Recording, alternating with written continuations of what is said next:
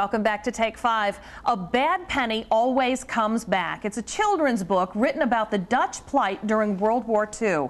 This is Glen Mitchell's first book, and he joins us today to talk about it and how it all came about. Welcome to Take 5, Glen. Good to have you here. Thank you. It's my pleasure. This is a beautiful book. It's beautifully illustrated, but it is a story. I'm interested to know why you chose to tell it as a story for children, but first let's talk about the premise of the story.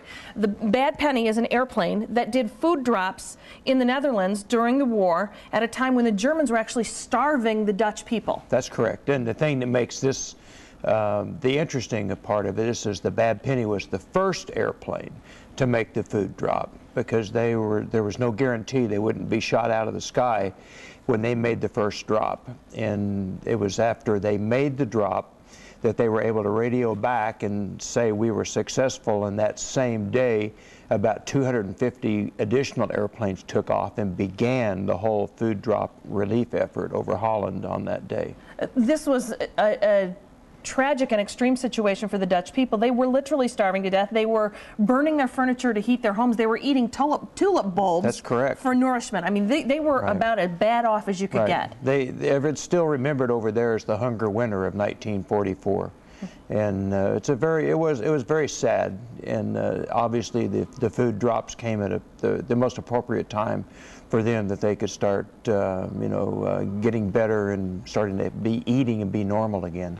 They called this Operation Manna, which means food from heaven, right? I love that. It's beautiful. And then I think we're going to show some video inside the pages of the book. You wanted to tell this story for children. You heard the story and were struck by it and wanted to tell it to children rather than the adults who make decisions about wars, I guess. Why kids? You know, I don't really know the answer to that. It just struck me as being amenable to being a children's book.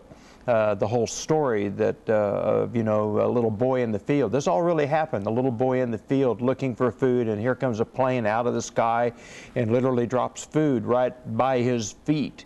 And then he later comes back and is able to meet the crew.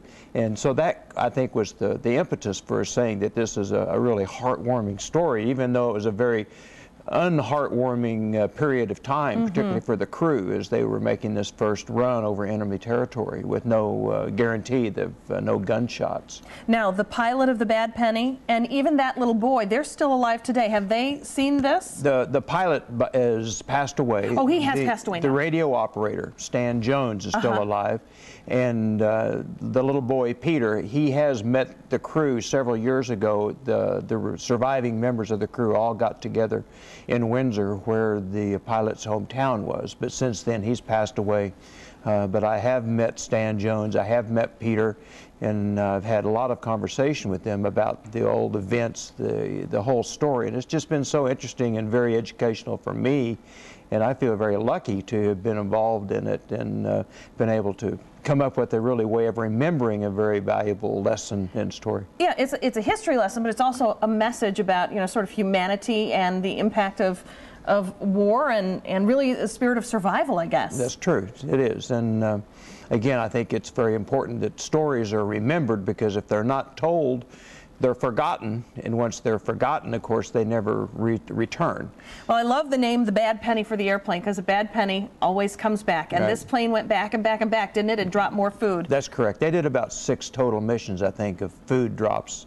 And that, of course, would have been the end of the war for them. But before, they had done some regular bombing runs over Germany. And so it was a true warplane, and this was a big deal to drop food. And I think anybody who lived through that time certainly remembers that part of the war when that food came dropping in. Now, you're going to be doing some readings of this book. That's correct. We'll be tomorrow at I think it's St. Anthony's School and at the West Side Christian School in the morning.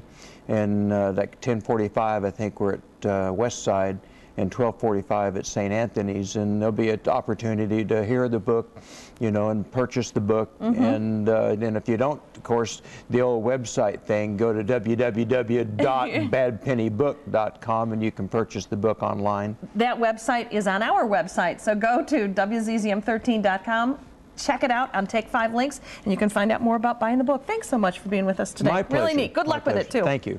All right, celebrity. We want to tell you that we've got some books to give away of this. We've got callers 5 through 9 at 784-TAKE will get an autographed copy of the book. I don't want to forget to do that.